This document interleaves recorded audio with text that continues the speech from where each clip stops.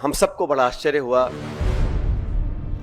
जब cease fire की जो घोषणा है वो अमेरिकी राष्ट्रपति ने करी। पहलगाम में जो आक्रमण हुआ है वो भारत की आत्मा पे आक्रमण है और इसका मुंहतोड़ जवाब देना अति आवश्यक है। कितना गलत अमेरिका के राष्ट्रपति जी ने कहा कि हजारों साल पुराना ये मुद्दा है। वो भूल गए कि 76 साल पहले ये एक ही देश था, कोई मसला नहीं था। पिछले 24 घंटों का जब सीज फायर की जो घोषणा है वो अमेरिकी राष्ट्रपति ने करी। ये शायद पहली बार हुआ है कि इस प्रकार की सीज फायर की घोषणा सोशल मीडिया के माध्यम से अमेरिका के राष्ट्रपति करते हैं। और जो उन्होंने अपने सोशल पोस्ट पर लिखा है उस पर भी हमको ध्यान देना चाहिए।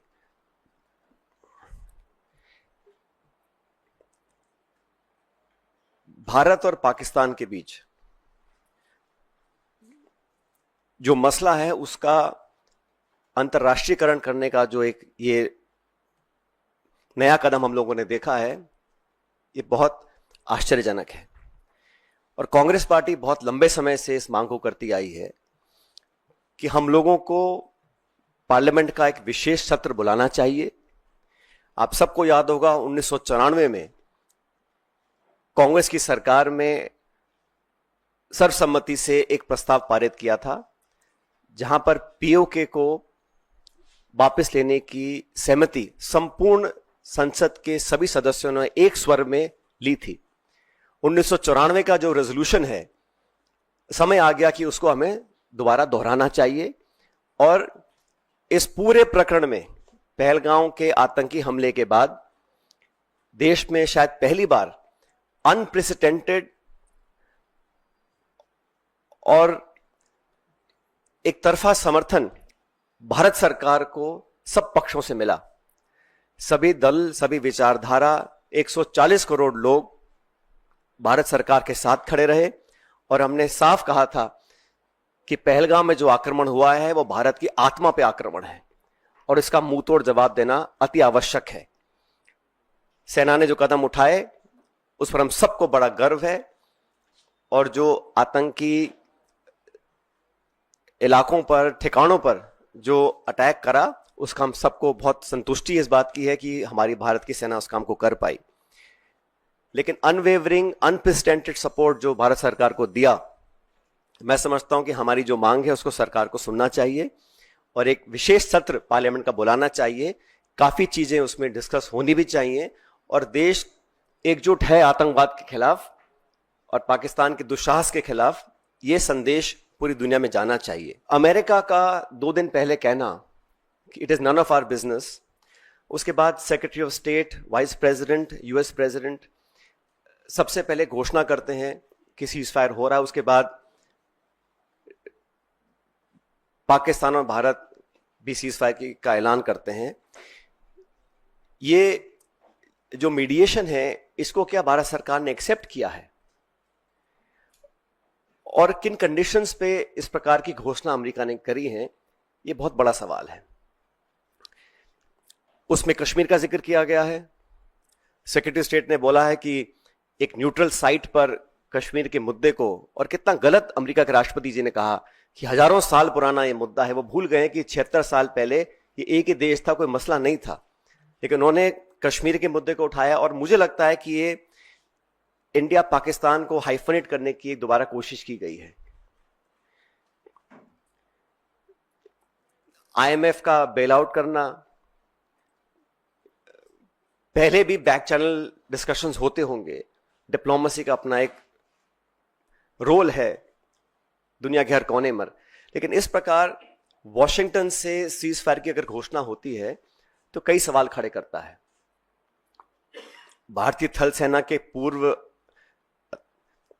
जनरल्स ने भी जो बातें बोली हैं उस पर भी हमको ध्यान देना चाहिए। मैं मानता हूं कि सीज फायर की घोषणा के बाद जो कल बॉर्डर पर लगातार वायलेशंस हुए, गोले दागे गए, ये उस विश्वसनीयता को खत्म करता है। अगर सीज फायर हुआ है, अनाउंस हुआ है, दोनों पक्षों ने, डीजीएमओज ने बात कर सीज फायर की घोषणा करी है, उसके तुरंत बाद रात भर जो खबरें हमें देखने को मिली हैं उसमें निरंतर वायलेशंस हुए हैं सीज फायर के। इसलिए मैं मानता हूं कि हम लोगों को एक ऑल पार्टी मीटिंग बुलानी चाहिए भारत सरकार को, और जो पिछली 2 मीटिंग्स में नहीं हुआ वो इस बार करना चाहिए। प्रधानमंत्री जी को इस ऑल पार्टी मीटिंग में आना चाहिए और पूरे देश को कॉन्फिडेंस में लेकर सभी दलों को, क्योंकि सभी दलों ने अपनी विचारधारा को परे रखते हुए समय पर भारत सरकार को संपूर्ण समर्थन दिया था, और जो ऑल पार्टी मीटिंग्स बुलाई गई उसमें प्रधानमंत्री जी नहीं आ पाए थे।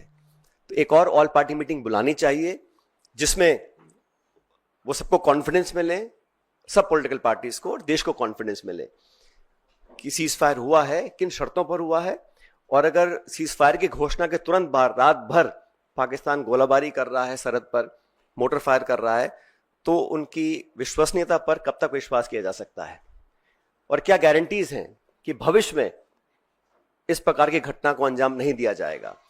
क्योंकि पाकिस्तान की सेना, पाकिस्तान का पॉलिटिकल सेटअप इस देश से बहुत फर्क है, तो वहां पर क्या अश्योरेंसेस हैं, क्या गारंटीज हैं और क्या विश्वसनीयता बची है कल की ढेर सारी वायलेशंस के बाद, ये एक बहुत बड़ा सवाल है।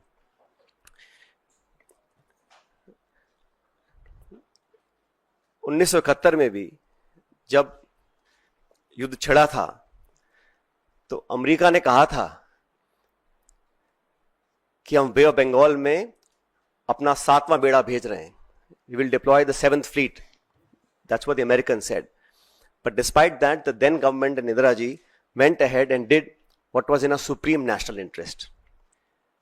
आज हम उनको याद करते हैं कि वो नेतृत्व ऐसा था जहां पर नेशनल इंटरेस्ट को सबसे ऊपर रखा गया। और आज भी आपको याद होगा जब पार्लियामेंट पर आक्रमण हुआ था, वाजपेयी जी प्रधानमंत्री थे, सोनिया गांधी जी नेता प्रतिपक्ष थी, सदन के पटन पर उन्होंने खड़े होकर कहा था कि भारत, पूरा देश, पूरा विपक्ष सरकार के साथ है, जो भी उचित कदम उठाना है उसको उठाएं और निसंकोच उठाएं, हम आपके साथ रहेंगे। उन्हीं परंपराओं को कायम रखते हुए प्रमुख विपक्षी दल कांग्रेस पार्टी और तमाम दलों ने, चाहे वो खरगे जी हों, राहुल गांधी जी हों, हम सब ने सरकार को पूरा समर्थन दिया था।